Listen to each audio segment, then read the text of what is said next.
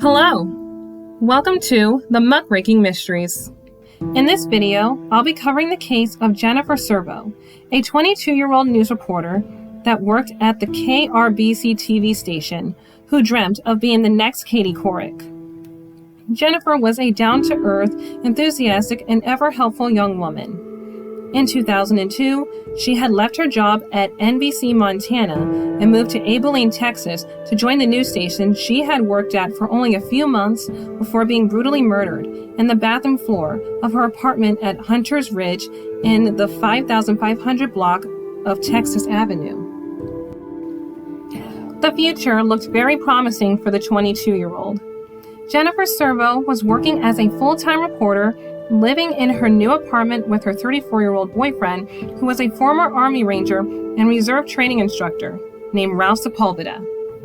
Jennifer and her boyfriend both lived in the apartment where she was found murdered, and he is the primary suspect in her case. Shortly after moving in together, the couple split up after Jennifer found out he had a fiancé and a child back home where they came from, but they agreed to remain friends. Jennifer's family didn't think too favorably of Ralph, and her mother was not fond of her living with him in the first place. Ralph was described as the bad boy type of guy and had tattoos all over his arms. He was different than a guy she dated before him, and not in a good way. The two had only known each other for a few weeks before moving in together. A colleague and friend of Jennifer's at KRBC said Jennifer once disclosed to her that Ralph wanted to do something to her during sexual intercourse, and she found that to be disturbing. Jennifer's friend, Dara Riordan, said that Ralph was upset but not angry. After the breakup, Ralph moved to another apartment complex in Abilene, got a job, and seemed to have been moving on. Jennifer Servo was moving on well herself. She worked hard and was getting along well with her coworkers at the news station, and at some point, she got really close to someone in particular named Brian Travers, a 23-year-old weather forecaster at the station. He was described as having all-American clean-cut looks. The two were friends who were briefly intimate. On September 15th in 2002, Jennifer and Brian had spent some casual time together. He picked up a coffee table from a friend's apartment and then stopped at Walmart for a late-night shopping run.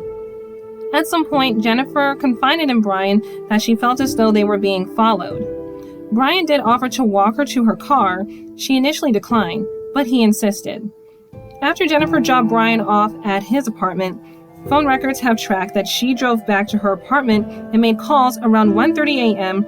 to her ex-boyfriend, a guy named Dave Warren.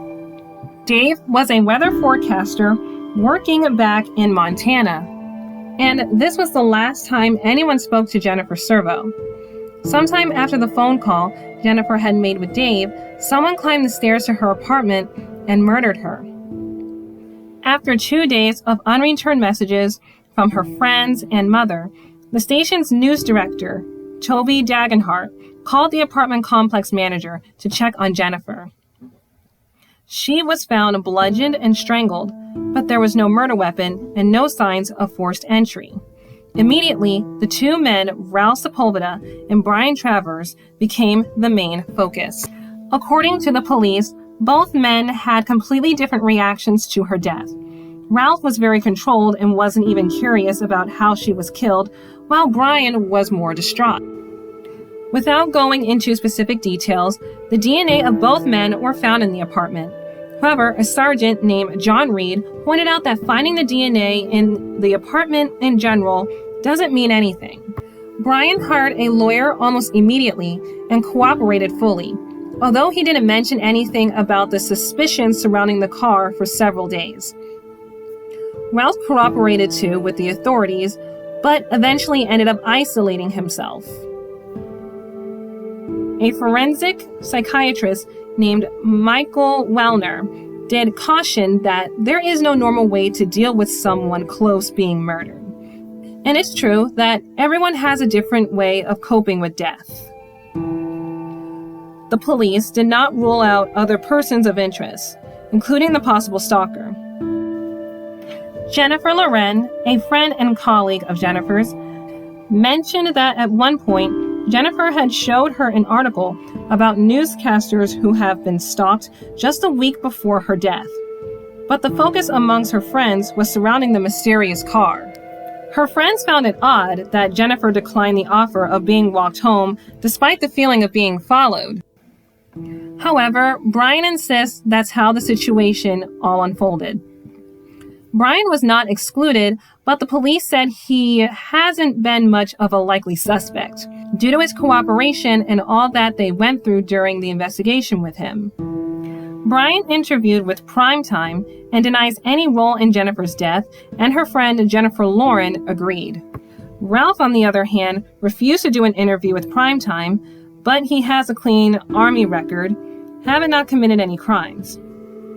Also, weeks before Jennifer was murdered, the two had no interaction of any sort.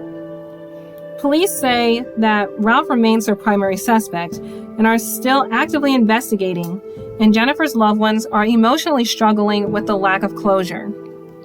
This case does not have a lot of information. However, there are still a lot of questions and, of course, suspicions. It is highly suspected that Jennifer knew the killer since there was no forced entry.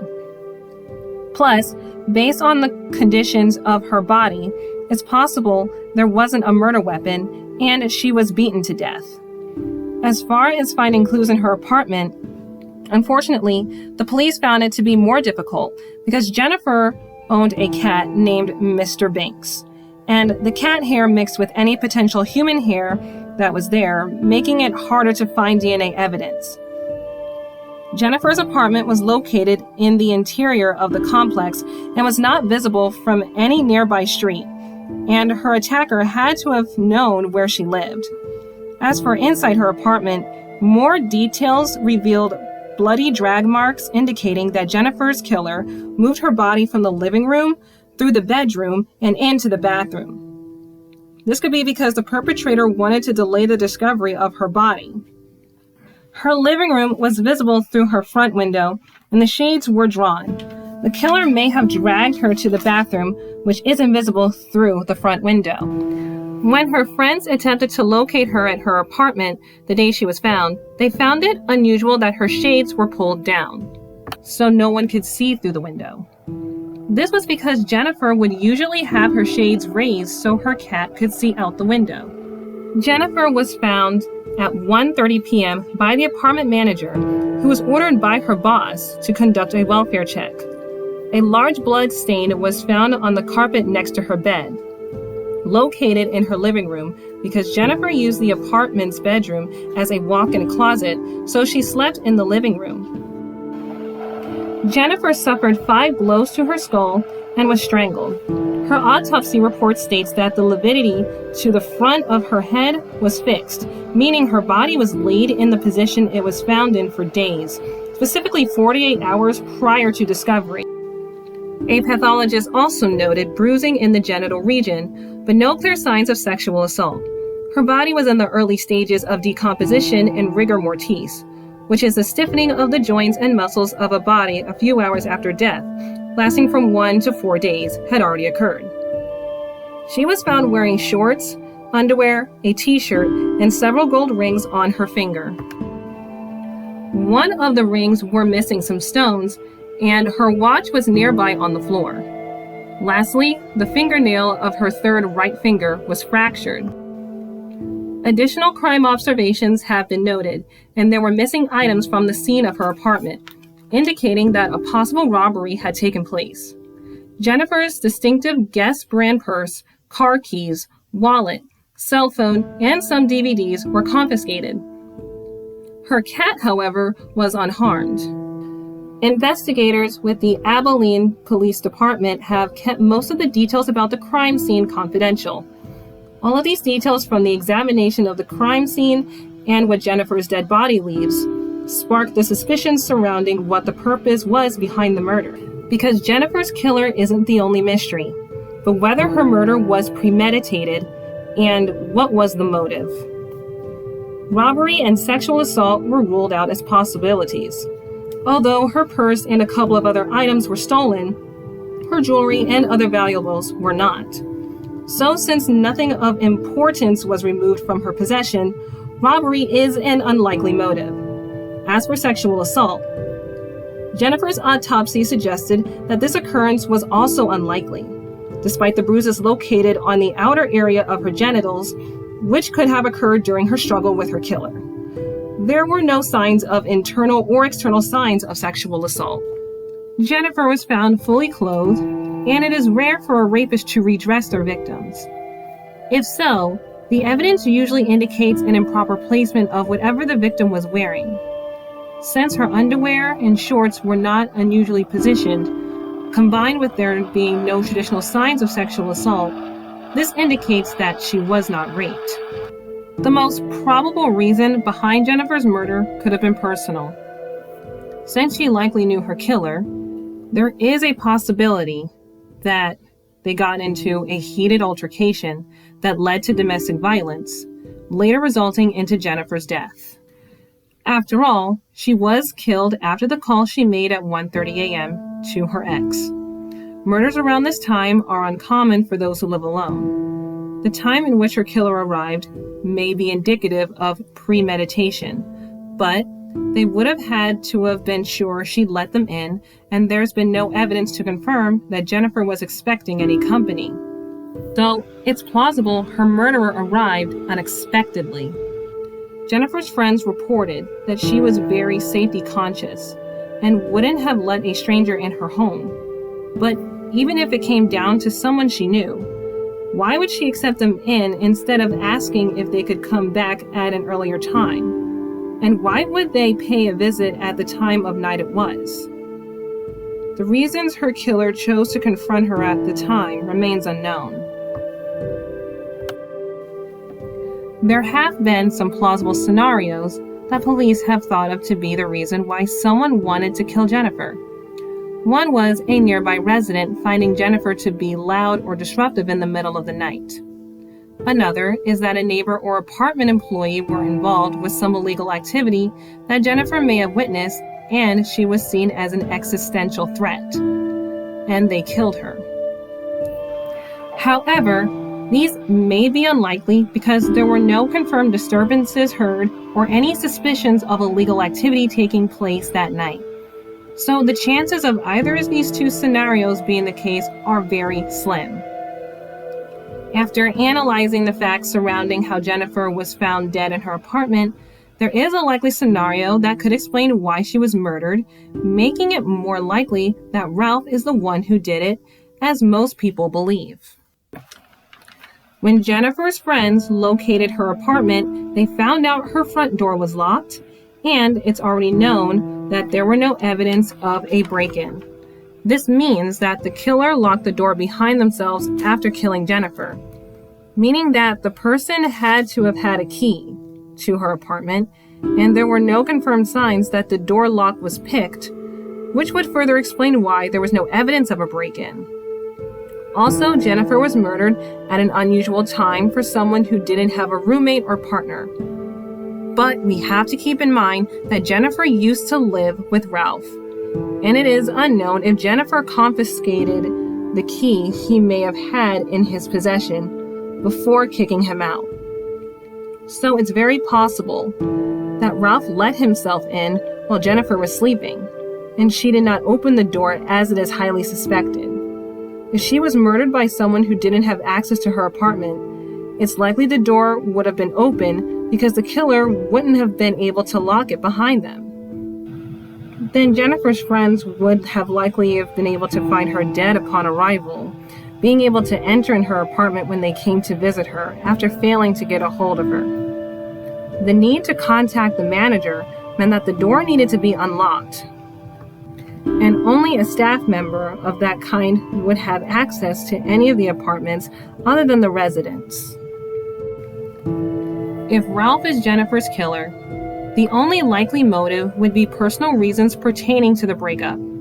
Her friend Dara Riordan did say that Ralph and Jennifer had no interaction with one another weeks before she was murdered, and she did say that he was sad but not angry.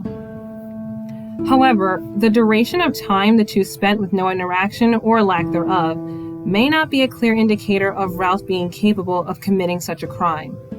Despite the two agreeing to remain friends, over time, Ralph could have felt that she wouldn't take kindly to his encounter, since it may be that the only reason he'd bother connecting with her is to rekindle or possibly hook up. Knowing she'd reject those advances, he came to her apartment and let himself in while she was sleeping, and killed her out of rage, not being able to handle that she had moved on. There are statistics about those who are fatal victims of domestic violence that can be applied to the possibility of Ralph being the killer. According to the Washington Post, murderers at the hands of an ex or a current lover involve stabbing, strangulation, and beatings. So, even though in the event of premeditated murders, victims are killed with weapons, but beatings and strangulation are a common and an increased result of homicides out of romantic relationships. But weapons are the number one cause of death under these circumstances as well. Violent choking is almost entirely confined to fatal domestic attacks on women, while less than 1% of homicides are a result of strangulation. 6% of women are killed in this manner. Based off the statistics in Jennifer's autopsy report, this is another reason for Ralph to remain under speculation, and that's all. Even the police admitted that the evidence against Ralph was circumstantial. The police say that Ralph Sepulveda remains their primary person of interest, and both Brian and Ralph have relocated. In 2005, Brian moved to Chattanooga, Tennessee, and Ralph re-enlisted in the Army and served a 1-year tour in Kuwait. He then moved to Hawaii and is single according to his social media accounts. The investigation is still ongoing and no arrests have been made. Last year, the Abilene police detectives have hope that new DNA technology could bring forward evidence that could lead to a break in the cold case after all of these years. Meanwhile, Jennifer's mom, Sherry Abel, and dad, Norm Olson, are still looking for answers, and her parents strongly believe Ralph killed their daughter. Her body was returned to the Flathead Valley of Montana for funeral services, and her parents went through a harsh grieving process. Jennifer and her father had a limited relationship, but he still shows to have felt close given his struggles with survivor's remorse. Her mother created a blog about Ralph, where she includes a possible link between him and Jennifer's missing purse from the crime scene. Certain library books were checked out using Jennifer's library card at the University of Montana over a year later after she died. But the library's coordinator, Barry Brown, stated that it might have been a clerical error. The police, Jennifer's family, and former coworkers all believe her case will eventually be solved. All the information on who to contact for any details regarding this case will be in the description, and thank you so much for watching.